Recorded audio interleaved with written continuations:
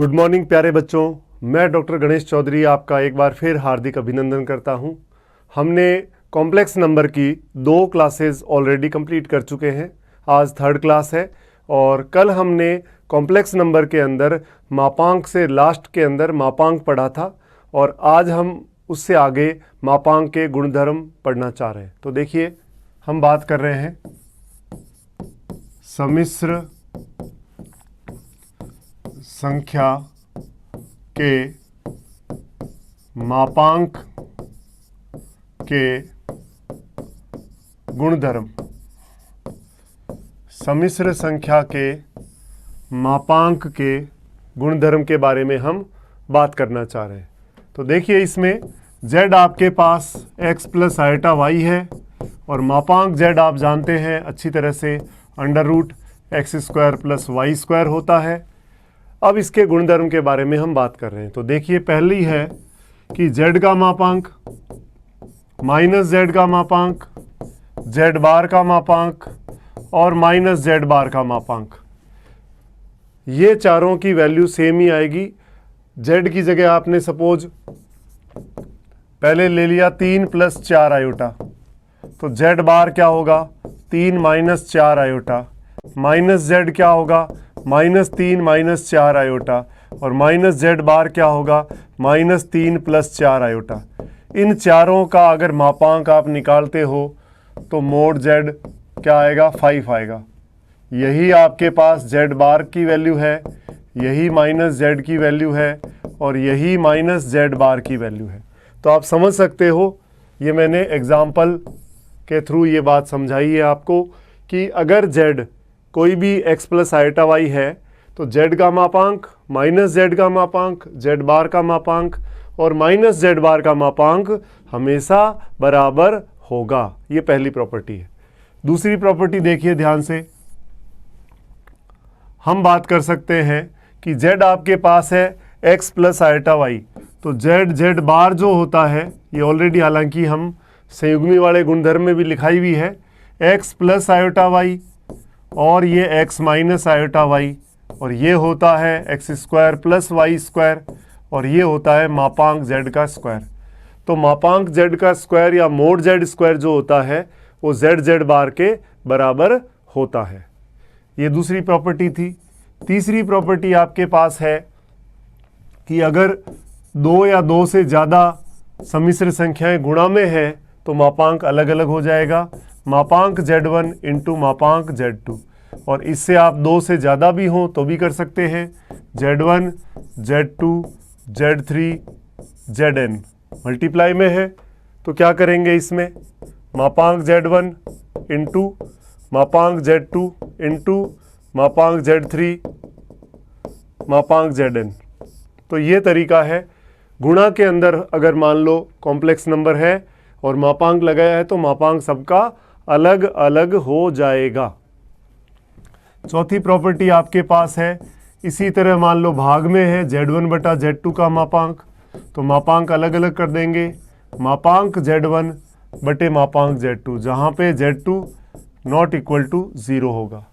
ये मापांक z2 जो है वो 0 नहीं हो।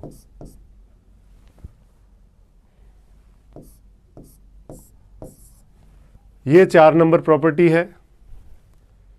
नेक्स्ट देखिए 5 नंबर, हम बात कर सकते हैं कि z आपके पास था x प्लस आइटा y और मापांक z आपको पता है कि √x² प्लस y² आया था। तो मैं ये और x क्या है इसमें आपको पता है रियल पार्ट ऑफ z है और जो इमेजनरी पार्ट y है उसको हम लिख सकते हैं इमेजनरी पार्ट ऑफ z। तो इसके अंदर हम देख सकते हैं कि मापांक z जो है always greater than equal to क्या होगा, रियल पार्ट ऑफ z के।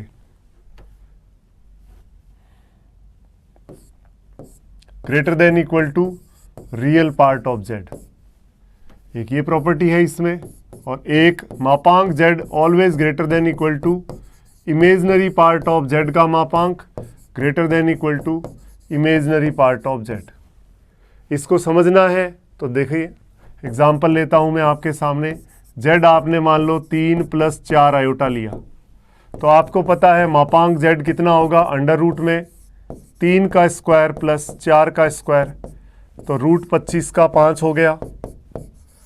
और रियल पार्ट ऑफ z देखा आपने 3 है, और इमेजनरी पार्ट ऑफ z आपने देखा 4 है फिलहाल इसमें। तो ये प्रॉपर्टी देखो, मापांक z जो है, जो आपने ये लिखा है ये वाली प्रॉपर्टी, इसके हिसाब से देखो आप, मापांक z का मतलब 5 greater than equal to 3 greater than equal to 3, तो यहाँ पे बराबर वाला निशान आ गया। और इसी तरह ये वाला जो है 5 greater than equal to 4 greater than equal to 4। अब मान लो उदाहरण चेंज कर दूं मैंने लिया z बराबर -4 -3 आयोटा। अब अगर मापांक z आप देखोगे तो कितना आएगा, अंडर रूट में -4 का स्क्वायर प्लस -3 का स्क्वायर, तो ये 25 और 25 का 5 हो गया।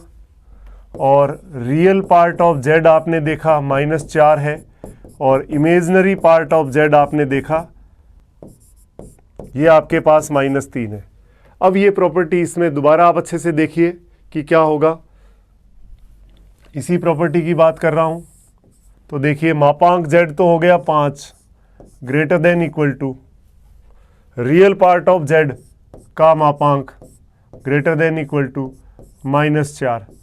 इसके अंदर इक्वल टू का सिंबल काम नहीं करेगा, क्योंकि ये 5 ग्रेटर देन 4 हो गया, 4 ग्रेटर देन -4 हो गया। इक्वल टू पिछले में कर गया था, ये रहा पिछले में। और दूसरा आपके पास जो आपके पास था इमेजनरी वाला 5 greater than equal to -3 greater than equal to 3। तो आप समझ सकते हो ये क्या था, मापांक z greater than equal to imaginary part of z greater than equal to imaginary part of z, ये प्रॉपर्टी वाला है। तो इस तरह से आप ये 5 नंबर प्रॉपर्टी को अच्छे से समझ सकते हो। नेक्स्ट देखिए, इसके बाद में हम बात करना चाह रहे हैं कि मापांक z1 प्लस कितनी प्रॉपर्टी हो गई, 5 प्रॉपर्टी हो गई।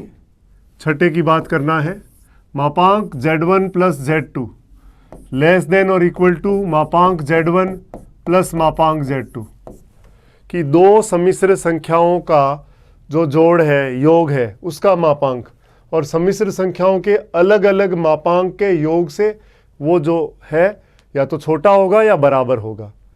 इसी तरह आपने देखा जब प्लस वाले से ये बड़ा है तो माइनस वाले से ये हमेशा ही बड़ा होगा, मापांक z1 प्लस मापांक z2। 8 नंबर है कि z1 माइनस z2 दो सम्मिश्र संख्याओं के अंतर का मापांक ऑलवेज ग्रेटर देन और इक्वल टू होता है मापांक z1 माइनस मापांक z2। और इसी तरह जब माइनस वाला इससे बड़ा है तो प्लस वाला डेफिनेटली इससे बड़ा होगा, तो मापांक z1 plus z2 always greater than equal to मापांक z1 माइनस मापांक z2। मापांक नेगेटिव नहीं होता, इसलिए मैं यहाँ पे एक मापांक का सिंबल और लगा दिया। तो इस तरह से आप देख सकते हो कि ये जो बेसिक गुणधर्म है ये आपको अच्छे से आने चाहिए, तभी आपका काम अच्छे से क्लियर होगा। अब हम इससे रिलेटेड देखिए क्वेश्चंस करते हैं।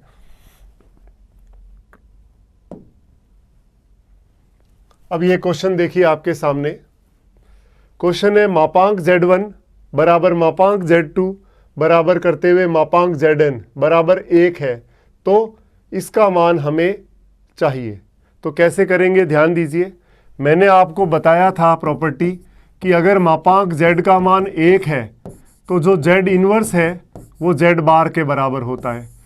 ये प्रॉपर्टी मैं आपको बता चुका हूँ। तो क्या किया, ऊपर वाला जो है वो तो एज इट इज़ लिख दिया, z1 plus z2 plus z3 plus zn, ये मापांक पढ़ा है अपने आप। नीचे आप देखो जो z1 इन्वर्स है, z1 इन्वर्स को मैं z1 बार लिख सकता हूँ, z2 बार लिख सकता हूँ Z3 बार लिख सकता हूँ और Zn बार लिख सकता हूँ। ऐसा आ गया।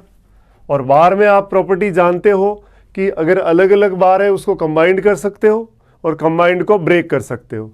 तो आपने देखा Z1 plus Z2 plus Zn और नीचे Z1 plus Z2 plus Zn और ये होल बार हो गया। और उसके बाद आप प्रॉपर्टी जानते हो कि Z का मापांक और Z बार का मापांक ये सेम होता है।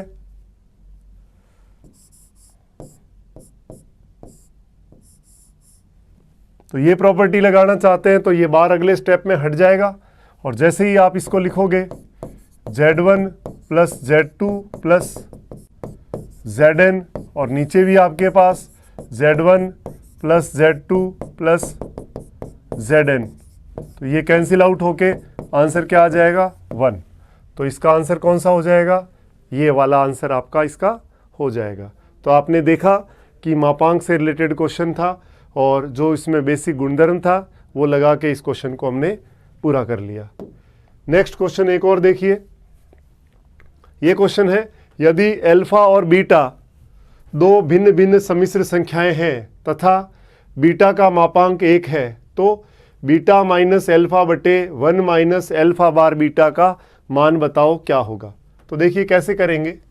आपके पास क्वेश्चन है बीटा माइनस अल्फा बटे 1 माइनस अल्फा बार बीटा, इसका मान हमें चाहिए। तो पहले आपको क्या दे रखा है, यहाँ पे देखो मोड बीटा इक्वल टू 1 है तो आप देखोगे स्क्वायर कर दूंगा तब भी 1 ही होगा और इसको मैं लिख सकता हूँ beta beta bar equal to 1। तो ये जो 1 आपके पास है, पहले तो एक काम करोगे आप कौन सी प्रॉपर्टी लगाओगे, Z1 बटे Z2 का मापांक अलग अलग कर सकते हैं, इसको अलग अलग तोड़ सकते हो आप अच्छे से। तो पहला काम यही करना है कि बीटा माइनस अल्फा और 1 माइनस अल्फा बार बीटा, आपने अंश और हर का जो मापांक था अलग अलग कर दिया। अब उसके बाद इस 1 की जगह, ये जो 1 आपको दिख रहा है इसकी जगह ये वैल्यू मैं पुट करना चाह रहा हूँ। तो बीटा माइनस अल्फा बटे 1 की जगह बीटा बीटा बार लिख दिया माइनस अल्फा बार बीटा लिख दिया। अब आप देखो नीचे ये बीटा माइनस अल्फा पड़ा है, बीटा कॉमन ले लिया तो बीटा बार माइनस अल्फा बार ये मापांक लग गया। अब ये दो कॉम्प्लेक्स नंबर गुणा में है तो मापांक अलग अलग कर दो, बीटा माइनस अल्फा बटे बीटा का मापांक अलग और बीटा बार माइनस अल्फा बार। और अभी बताया था कि बार के अंदर जोड़ बाकी गुणा भाग कंबाइंड भी कर सकते हो और अलग अलग भी कर सकते हो। तो इसको कंबाइंड कर दो तो बीटा माइनस अल्फा का मापांक, और ये तो आपको पता है 1 दे रखा है क्वेश्चन में, मोड बीटा बराबर 1, ये बचा। इसको आपने बीटा माइनस अल्फा का बार लिख दिया और मापांक Z, ये प्रॉपर्टी आप जानते हो Z का मापांक और Z बार का मापांक सेम होता है तो ये हट जाएगा, बीटा माइनस अल्फा बटे ये भी बीटा माइनस अल्फा ही हो गया। ये इससे कट के आंसर आ गया 1। तो आंसर कौन सा हो जाएगा 1। आपने दो सवाल देखे, दोनों में आंसर 1 आया, तो कहीं दिमाग में वहम मत पाल लेना सब आंसर 1 ही होंगे। देखिए नेक्स्ट क्वेश्चन करते हैं। एक क्वेश्चन ये देखिए पहले कि Z1 Z2 Z3 ऐसी सम्मिश्र संख्याएं हैं कि Z1 का मापांक बराबर Z2 का मापांक बराबर Z3 का मापांक और बराबर 1/Z1 plus 1/Z2 plus 1/Z3 बराबर 1। तो Z1 plus Z2 plus Z3 का मापांक हमें चाहिए। कैसे करेंगे ध्यान दीजिए। अभी आपको बताया मैंने आपको कि जब Z का मापांक 1 दे रखा हो तो जो Z इन्वर्स है वो Z बार के बराबर होता है, ये हम ऑलरेडी जानते हैं। अच्छी बात है, ये हमें चाहिए। तो इसकी उठाऊं वैल्यू। आपने कहा कि 1/Z1 plus 1/Z2 plus 1/Z3 का मापांक 1 दे रखा है और जो 1/Z है वो क्या होता है, Z इन्वर्स होता है। तो Z1 का इन्वर्स, Z2 का इन्वर्स, Z3 का इन्वर्स बराबर 1। तो Z1 का इन्वर्स क्या होगा, जब Z का मापांक 1 होता है तो Z इन्वर्स Z बार के बराबर होता है। तो Z1 बार प्लस Z2 बार प्लस Z3 बार बराबर 1। और बार अभी बताया था, जोड़, बाकी, गुणा और भाग चारों के अंदर अगर कंबाइंड है तो अलग अलग कर सकते हो, अलग अलग है तो कंबाइंड भी कर सकते हो। तो इस बार को इकट्ठा कर दिया तो Z1 plus Z2 plus Z3 का होल बार बराबर 1। और अभी आपने कहा कि Z का मापांक और Z बार का मापांक 1 होता है, अभी गुणधर्म लिखाया आपको, ये जैसे ही लगाया आपके पास आ गया Z1 प्लस Z2 और प्लस Z3 का मापांक बराबर 1। ये लो, 3 क्वेश्चन किए हैं, तीनों का आंसर 1 आया है। खैर आ गया तो अब क्या कर सकते हैं,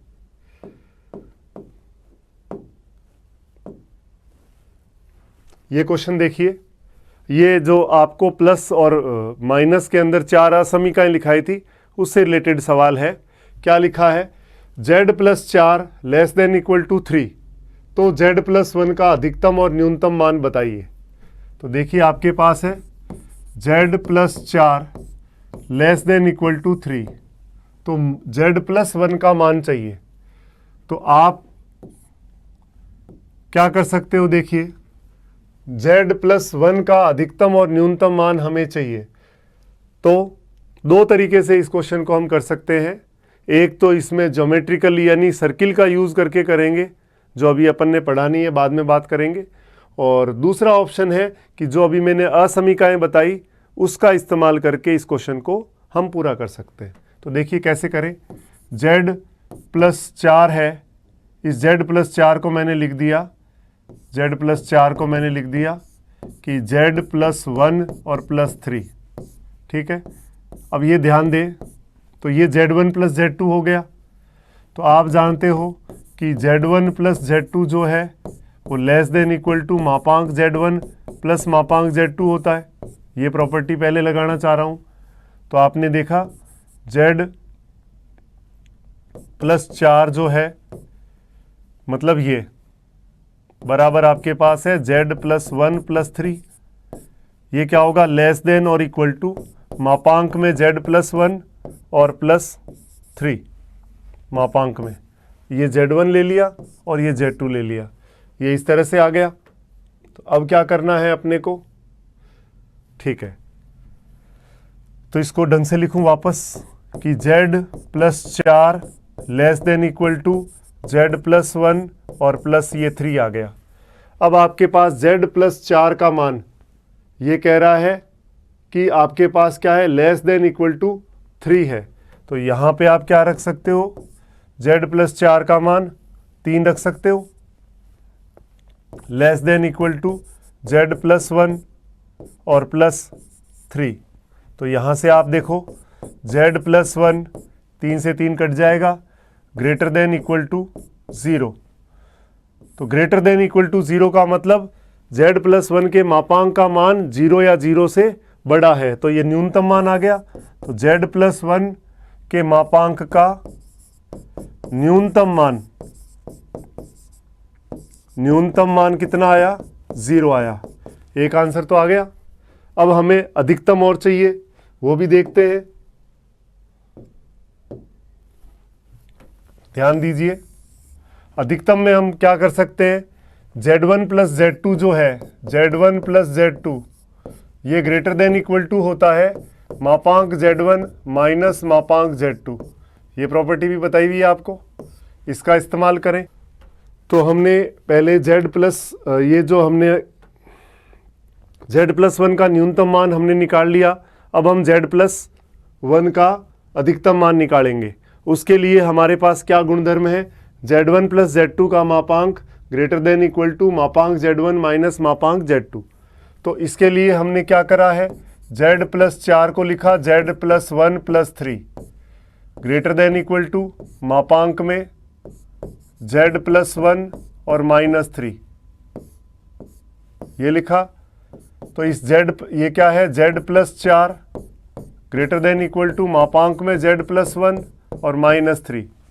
इसकी जगह आपने 3 रख दिया, greater than equal to Z plus 1 और ये इधर आया तो प्लस 3 हो जाएगा। तो क्या आया, Z प्लस 1 का मापांक लेस देन इक्वल टू 6। यानी z+1 का अधिकतम मान 6 होगा और 6 से कम हो सकता है, तो अधिकतम ही चाहिए, न्यूनतम तो हम निकाल चुके हैं। इट इम्प्लाइज z+1 का अधिकतम मान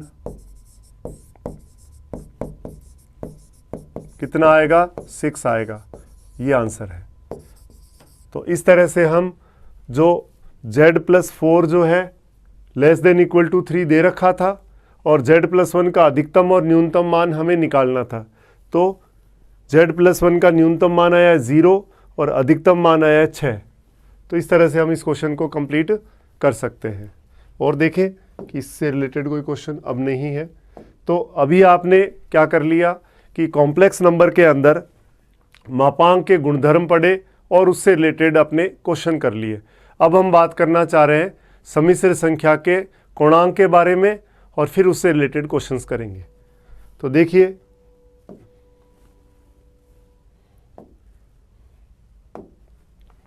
हम बात कर रहे हैं सम्मिश्र संख्या का कोणांक।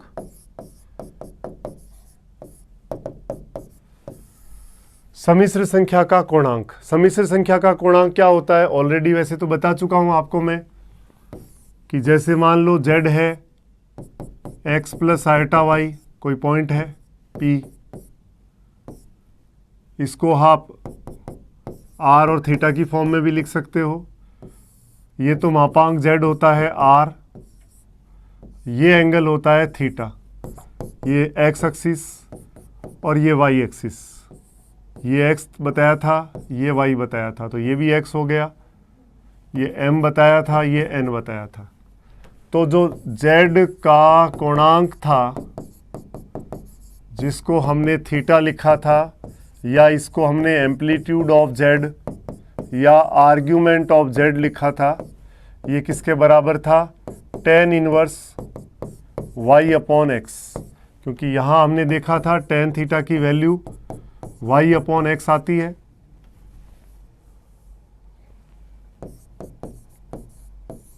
tan थीटा की वैल्यू y/x आती है, तो इससे थीटा क्या आएगा, tan इनवर्स y/x। तो ये आप देख सकते हो, ये तो आपने बेसिक ऑलरेडी पढ़ चुके हैं। अब हम इसके कोणांक के बारे में बात करना चाह रहे हैं कि कोणांक के गुणधर्म के बारे में बात करेंगे। तो ज़रा देखें इसको, होता क्या है, देखिए ये इनिशियल लाइन है। जब थीटा घड़ी की दिशा के एंगल जो है वो अगर एंटी क्लॉकवाइज हो, वामावर्त दिशा में हो, घड़ी की दिशा के विपरीत हो, तो इसको हमेशा पॉजिटिव लेते हैं। और जब ये घड़ी की दिशा में या क्लॉकवाइज या दक्षिणावर्त हो तो थीटा जो है वो नेगेटिव लेते हैं। अभी जो हमने 2 पॉइंट लिखे कि थीटा हमने कहा नॉर्मली -π से π के बीच में रहना चाहिए, तो उस केस के अंदर अगर वो π से ज़्यादा है तो हमने कहा 2π क्या होना चाहिए, घटाना पड़ेगा, और अगर वो -π से कम है तो 2π जोड़ना पड़ेगा। कैसे, उदाहरण से समझिए बात को। जैसे मान लो थीटा मैंने ले लिया 5π/4, तो ये जो एंगल है वो आप देख लो π से ज़्यादा है। अगर मैं इस एंगल की बात करूं तो ये कहाँ जाएगा, ये एंगल ये है 5π/4 थीटा, ये 0, ये 90 डिग्री, ये 180 डिग्री, ये 270 डिग्री और ये 360 डिग्री। तो थीटा नेगेटिव पॉजिटिव लिखा हुआ है तो ये एंटी क्लॉकवाइज होगा, ये 180 से 45 ज़्यादा है। तो आपने देखा ये जब हम इधर से नापेंगे एंगल तो ये कितना आएगा, 3π/4 आएगा, लेकिन ये एंगल आपने क्लॉकवाइज लिया है तो ये क्या आएगा, थीटा माइनस में आएगा। अब जो फॉर्मूला लगाया वो देखिए, आपने कहा ये इट इम्प्लाइज थीटा बराबर 5π/4 और -2π। जब आपने एलसीएम लिया 4 तो 5π - 8π, तो थीटा आपके पास -3π/4 आ गया। तो आप देख सकते हो -π से π के बीच में आ चुका है। कुल मिला के -π से π का मतलब है कि अगर एंगल 180 से प्लस हो जाए, चाहे आप एंटी क्लॉकवाइज से चाहे क्लॉकवाइज से देखो, तो उसको दूसरी तरफ से नाप लेते हैं। 180 वाली लाइन क्रॉस होते ही हम दूसरी तरफ से नापते हैं। और दूसरी तरफ से नापने का मतलब ये मैंने दो नियम आपको बताए हैं। तो ये 180 से ज़्यादा हो गया तो इधर से नाप लिया, और इधर से नापा तो आप देखो 3π/4 आया। चूंकि ये क्लॉकवाइज है इसलिए माइनस में आया। अब यही मैंने नियम के हिसाब से लिख दिया डायरेक्ट। ये पहला एग्जाम्पल। और एग्जाम्पल सेकंड आपने लिया कि थीटा इक्वल टू -7π/4 ले लिया। नेगेटिव है, -π से छोटा है ये, तो मैंने आपको कहा कि इसमें 2π जोड़ दीजिए। तो -7π/4 प्लस 2π, तो कितना आया, 4 एलसीएम -7π और प्लस 8π, तो कितना हो गया, थीटा बराबर π/4 हो गया। ये आंसर आ गया। अब इसको अगर डायग्राम से देखना चाहें तो माइनस है तो क्लॉकवाइज लेना पड़ेगा। ये जो एंगल है ये है -7π/4, यानी 315 डिग्री हो गया ये। तो चूंकि ये एंटी क्लॉकवाइज लिया है,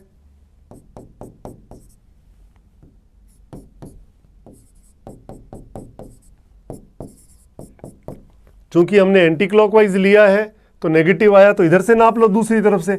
180 की लाइन क्रॉस कर दी तो दूसरी तरफ से नापना है। मुद्दे की बात इतनी ही है। तो ये क्या होगा फिर थीटा, ये आपका π/4 होगा। तो ये तो ज्योमेट्रिकली समझ में आ गया। इसको नियम की फॉर्म में लिखना है तो आपके सामने है। आपने लिखा कि थीटा जो है नॉर्मली -π से π के बीच में होना चाहिए, और जब π से ज़्यादा हो तो इसमें 2π घटाते हैं, और -π से कम हो तो इसमें 2π जोड़ते हैं। ये तो मैंने अभी बेसिक थीटा जो एंगल है वो कैसे लेते हैं उसके बारे में बात करी है। गुणधर्म अब देखेंगे इसके अंदर हम।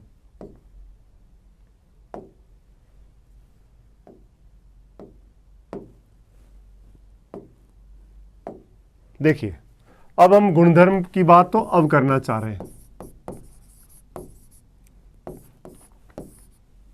देखिए, जो हम इतनी बात कह सकते हैं इसके अंदर कि जो कोणांक के गुणधर्म है, सामान्य जो लॉग के गुणधर्म होते हैं, log m/n, log m minus log n होता है, log m into n, log m plus log n होता है, log m की power n, n log m होता है। तो बिल्कुल log के जो गुणधर्म है बिल्कुल उसके पैरेलल ही कोणांक के गुणधर्म चलेंगे। तो आप इतने से इसको लिंक कर सकते हो, इजीली लिख सकते हो। तो देखिए, पहला मैं लिख रहा हूं कि आर्ग्यूमेंट। अब आर्ग्यूमेंट का मतलब आपको पहले ही बता चुका हूं, z के कोणांक से बात कर रहा हूं। z1 प्लस z2, ये लिखा, सॉरी z1 इंटू z2 की बात कर रहे हैं। तो जब गुणा में है तो मैंने क्या कहा था, log m इंटू n में क्या होता है, log m plus log n। तो आपने लिखा कोणांक z1 प्लस कोणांक z2, ठीक है, और प्लस माइनस 2π। अब आप कहोगे ये क्यों लिखा भाई, अगर ये कोण पाई से ज़्यादा हो गया तो -2π हो जाएगा, अगर ये -π से कम हो गया तो इसमें +2π हो जाएगा। और 2πn लिख देता हूँ, जहाँ पे n की वैल्यू 0, -1 और +1, ये तीन वैल्यू हो सकती है। अगर ये -π से π के बीच में है तो n का मान 0 हो जाएगा। तो ये तो हर एक में लिखना है, ध्यान रखना। दूसरा आपने लिखा कि कोणांक z1/z2, तो log m/n क्या होता है, log m minus log n। तो वैसे ही इसका लिखना है कि कोणांक या argument z1 minus argument of z2, और प्लस माइनस 2nπ, और n की वैल्यू यही लेनी है। तीसरा है कोणांक z की पावर n, तो log m की पावर n वाला फॉर्मूला लगाना है, n की जगह चाहे m कर दो। तो क्या होगा, log m की power n, n log m होता है, वैसे m आगे आ जाएगा, m argument of z plus minus 2nπ, और n की वैल्यू वही 0, 1 और -1 हो सकती है। चौथी प्रॉपर्टी मैंने लिखी आपके सामने कि कोणांक, मान लो a लिख दिया, a मतलब यहाँ क्या है, कोई रियल नंबर है। अगर रियल नंबर में भी अगर मान लो पॉजिटिव रियल नंबर, धनात्मक वास्तविक संख्या है, तब तो इसका कोणांक आएगा 0, ए बिलोंग्स टू आर प्लस।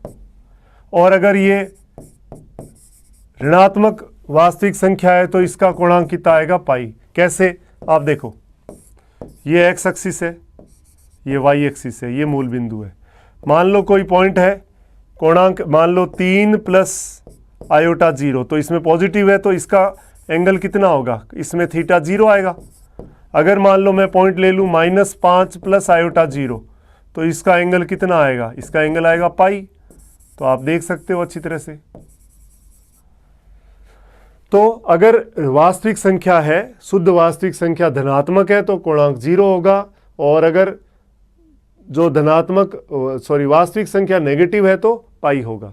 इसके बाद पांचवी प्रॉपर्टी आपके पास है कि आर्ग्यूमेंट ऑफ आयोटा ए, मतलब शुद्ध काल्पनिक है ये, तो इसमें क्या होगा, इसके अंदर अगर a belongs to R plus है, पॉजिटिव रियल नंबर है, तो क्या होगा, π/2 कौन होगा। और a belongs to R minus negative real number है तो ये -π/2। कैसे, ए धनात्मक लिया तो 2 आयोटा कहाँ होगा, यहाँ होगा, तो ये एंगल कितना होगा, π/2। और जब मान लो -3 आयोटा है तो पॉइंट यहाँ होगा, तो एंगल ये लेना पड़ेगा, और ये एंगल कितना है तो π/2, लेकिन ये क्लॉकवाइज है तो क्लॉकवाइज में माइनस होता है तो -π/2 हो जाएगा। ये 0 -5 आयोटा, ये पॉइंट है 0 -5 आयोटा।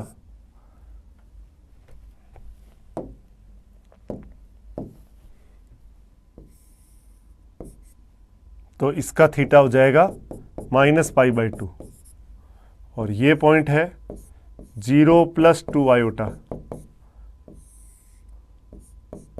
तो इसका थीटा कितना हो जाएगा, π/2। तो ये आप समझ सकते हो।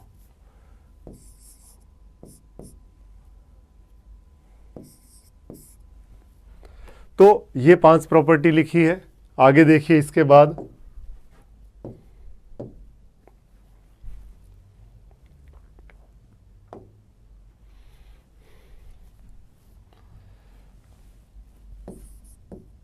छह नंबर प्रॉपर्टी है आर्ग्यूमेंट ऑफ जेड बार। क्या हो जाएगा, अगर कोणांक जेड थीटा है तो जेड बार की प्रॉपर्टी क्या हो जाएगी, आप देखिए इसमें आप देख सकते हो, ये एक्स एक्सिस है, ये पी पॉइंट जेड है, ये थीटा, तो जेड बार इसका वास्तविक अक्ष के सापेक्ष प्रतिबिंब ही होता है जेड बार, तो ये कितना हो जाएगा, -θ। तो ये लिख सकता हूँ माइनस कोणांक of Z, argument of Z bar जो है माइनस कोणांक ऑफ जेड होता है। सातवीं प्रॉपर्टी आप देख सकते हो, आर्ग्यूमेंट ऑफ जेड बटे जेड बार क्या हो जाएगा, पहले तो log m/n वाला कोणांक Z minus argument of Z bar, और तो ये क्या हो गया 2 आर्ग्यूमेंट ऑफ जेड, क्योंकि ऊपर वाली प्रॉपर्टी यहाँ लगाएंगे तो ये प्लस हो जाएगा, तो ये जुड़ जाएगा, और प्लस माइनस आप 2n पाई तो लिख ही सकते हो, जहाँ पे n की वैल्यू 0, -1 और 1 ये हो सकती है।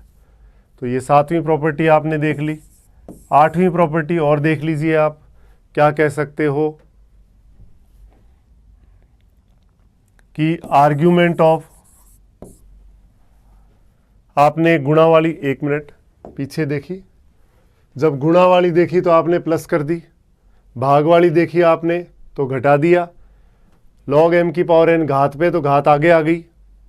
उसके बाद आपने वास्तविक संख्या का देख लिया कि आर्ग्यूमेंट ऑफ a अगर पॉजिटिव रियल नंबर है तो क्या होगा, और अगर वो शुद्ध काल्पनिक है तो क्या होगा। इसके बाद में आपने जेड बार का देखा, जेड बटा जेड बार देखा। आर्ग्यूमेंट ऑफ जेड, मान लो आपने कह दिया 0 या पाई है, तो इसका मतलब क्या होगा, जेड शुद्ध वास्तविक संख्या है। शुद्ध वास्तविक संख्या का मतलब क्या है, शुद्ध वास्तविक संख्या का मतलब है इसका काल्पनिक भाग जो होगा वो 0 होगा। और 9 नंबर प्रॉपर्टी आपने कहा कि कोणांक जेड अगर आपके पास प्लस माइनस पाई बाई 2 आ जाए तो आप क्या कहोगे? z शुद्ध काल्पनिक संख्या है।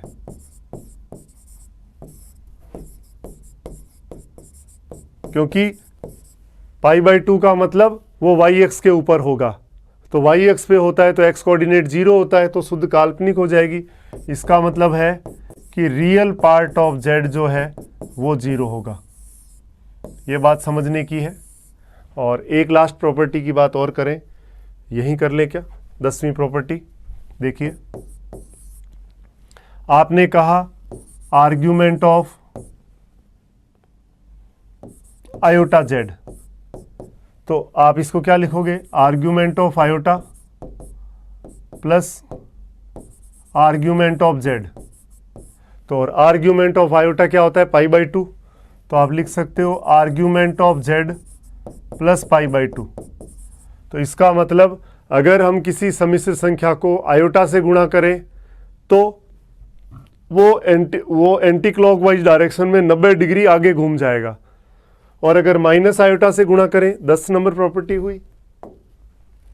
11 नंबर है कि argument of minus iota z, तो क्या हो जाएगा?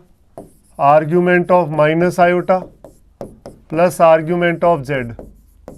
तो ये कितना आया? Argument of z minus pi by 2। तो कहने का ये मतलब है, इसमें देखिए, सपोज ये P पॉइंट है z, अगर इसको मैं आयोटा से गुणा कर दूं, आयोटा z बना दिया, डिस्टेंस तो बराबर रहेगी, लेकिन ये पाई बाई 2 कोण से घूम जाएगा। किधर घूमेगा? किधर घूमेगा? एंटी क्लॉकवाइज डायरेक्शन में, यानी घड़ी की दिशा के विपरीत, यानी कि वामावर्त दिशा में। और अगर इसको माइनस आयोटा से गुणा कर दूं तो माइनस आयोटा z, तो ये दूरी तो बराबर ही रहेगी,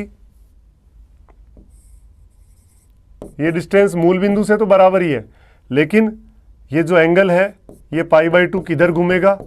ये घूम जाएगा दक्षिणावर्त दिशा में या घड़ी की दिशा में। 12वीं प्रॉपर्टी है आर्ग्यूमेंट ऑफ माइनस z, का मतलब क्या है? Argument of -1 plus argument of z, और आर्ग्यूमेंट ऑफ -1 आप जानते हो पाई होता है प्लस कोणांक z। यानी अगर किसी सम्मिश्र संख्या को माइनस से गुणा कर दें तो वो सम्मिश्र संख्या 180 डिग्री जो है घूम जाएगी। अब इसमें चाहे क्लॉकवाइज घुमाओ चाहे एंटी क्लॉकवाइज घुमाओ, कोई फर्क नहीं पड़ेगा। जैसे आपने कहा ये P पॉइंट है z, आपने माइनस z लिया तो पाई घूम गया, चाहे इधर से घुमाओ चाहे इधर से घुमाओ। ये P डैश है, ये माइनस z। तो आप अच्छे से समझ सकते हो कि कोणांक की गुणधर्म कैसे है। ये जब भी कोणांक से रिलेटेड क्वेश्चन आएगा वहाँ हमारे ये प्रॉपर्टी बहुत काम आएगी। तो अच्छे से हमने देख ली। अब हम इस पे 1-2 क्वेश्चन देख लेते हैं। एक क्वेश्चन आपके सामने है कि मान लो Z1 Z2 दो सम्मिश्र संख्याएं हैं जिनके मुख्य कोणांक अल्फा और बीटा है। मतलब आर्ग्यूमेंट ऑफ Z1 दे रखा है अल्फा और आर्ग्यूमेंट ऑफ Z2 दे रखा है बीटा, मुख्य कोणांक ये है। और साथ में लिखा है कि alpha plus beta greater than pi है। तो जो सबसे पहले जो मैंने बताया आपको, अल्फा प्लस बीटा कह रहा है पाई से ज़्यादा है। बहुत अच्छी बात है। तो Z1 Z2 का मुख्य कोणांक क्या होगा? आर्ग्यूमेंट ऑफ Z1 Z2, तो लॉग में गुणा में क्या होता है हमें पता है कि argument of Z1 plus argument of Z2। तो आर्ग्यूमेंट ऑफ अल्फा है, ये बीटा है, और प्लस माइनस मैंने बताया 2n पाई, और n बिलोंग्स टू -1, 0 और 1 होता है। आपको मैंने कहा कि अगर ये पाई से ज़्यादा होगा तो n का मान -1 होगा, क्योंकि पाई से ज़्यादा होता है 2 पाई घटाते हैं। अगर ये माइनस पाई से पाई के बीच में तो n का मान 0 होगा, और अगर ये माइनस पाई से छोटा है तो n का मान +1 होगा। क्योंकि माइनस पाई से छोटा होता है तब हम कहते हैं उसमें 2 पाई जोड़ते हैं। तो यहाँ पे अल्फा प्लस बीटा और क्या हो जाएगा -2 पाई। क्यों? अल्फा प्लस बीटा दे रखा है आपको कि पाई से ज़्यादा है, तो इसका मुख्य कोणांक क्या हो जाएगा? अल्फा प्लस बीटा -2 पाई। तो इस तरह से आप ये क्वेश्चन अच्छे से देख सकते हैं।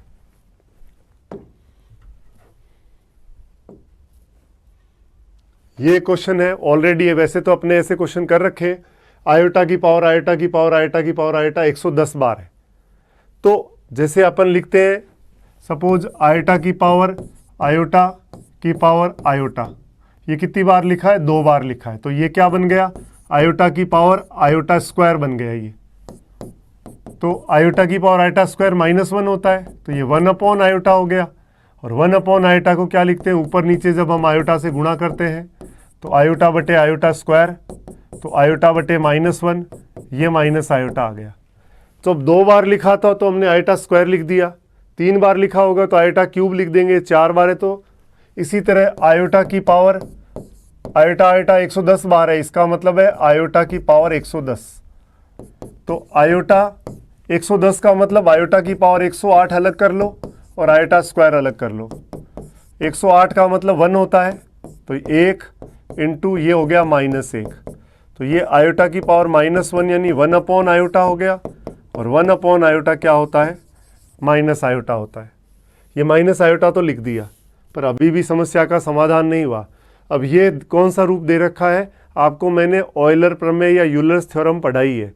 ई की पावर आयोटा थीटा होता है cos theta plus iota sine theta. तो देखिए ई की पावर आयोटा π/2 लिखा है, तो आपको पता है ई की पावर आयोटा थीटा होता है cos theta plus iota sine theta. अगर इसके हिसाब से इसको लिखूं तो कॉस π/2 प्लस आयोटा साइन π/2, तो कॉस π/2 तो 0 प्लस आयोटा साइन π/2 1, तो ये तो आयोटा आ गया, इसका मतलब ये तो नहीं होगा। अब ई की पावर माइनस आयोटा थीटा क्या होता है? Cos theta minus iota sine theta होता है। तो ई की पावर माइनस आयोटा π/2 देखा, तो कॉस π/2 माइनस आयोटा साइन π/2,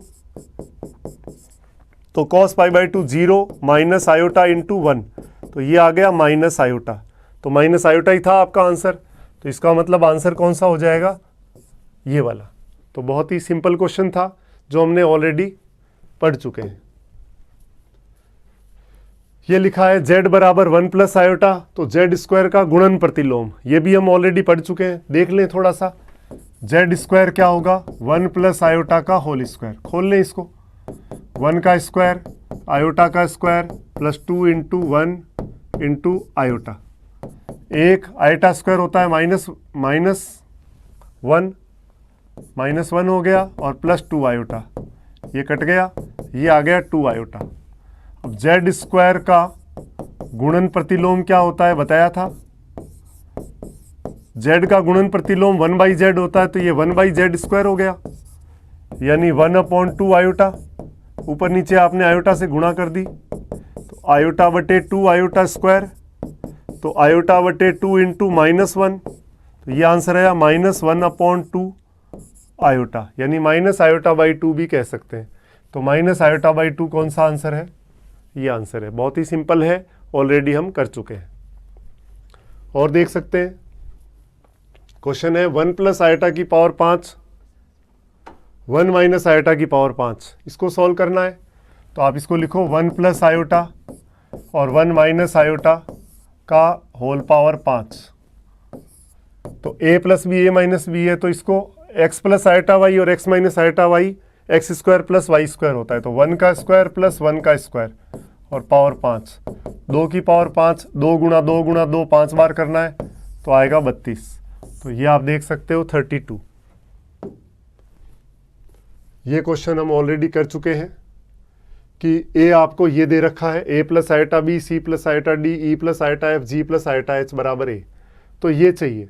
इसका मतलब पहले इसका संयुग्मी लिख लो। संयुग्मी का मतलब a minus iota b c minus iota d e minus iota f g minus iota h बराबर a माइनस आयोटा बी। दोनों की गुणा करोगे तो आपके पास ये आ जाएगा और उधर आ जाएगा a square plus b square. तो आंसर इसका क्या होगा? ये वाला। और ये जो क्वेश्चन है, अब पहले इसमें आपको, आप चाहो तो n का मान ले सकते हो। n का मान इतने पद है, मान लो n बराबर आपने रख दिया 1, क्योंकि यहाँ तो n है नहीं तो n पे निर्भर नहीं करेगा। n बराबर 1 रखने का मतलब 3 पद लेने पड़ेंगे। तो 3 पद, n बराबर 1 लेने का मतलब हो गया 3 पद। तो आयोटा स्क्वायर, आयोटा 4 और आयोटा 6, ये कितना है -1, ये +1 और ये आयोटा 4 इंटू आयोटा स्क्वायर, ये कट गया, ये 1 इंटू -1, तो रिजल्ट कितना आया -1। ये आंसर हो गया। अब आपको हो गया नहीं मेथड से बताओ, तो भाई गुणोत्तर श्रेणी का फॉर्मूला बनेगा इसमें कि गुणोत्तर श्रेणी होती है a plus AR plus AR square plus AR cube. अगर n पदों का योगफल होता है a ब्रैकेट में r की पावर n -1 बटे r -1, वो सूत्र लगा के और जनरल मेथड से भी कर सकते हैं, पर हमें चूंकि टाइम बचाना है तो हम इसका न्यूमेरिकल बना के भी कर सकते हैं। तो बच्चों इस तरह से हमने कॉम्प्लेक्स नंबर में थर्ड जो आज लेक्चर था वो कंप्लीट कर लिया है। इसको आप अच्छे से रिवाइज करिए और इसके बाद हम कल इससे आगे पढ़ेंगे। Thank you.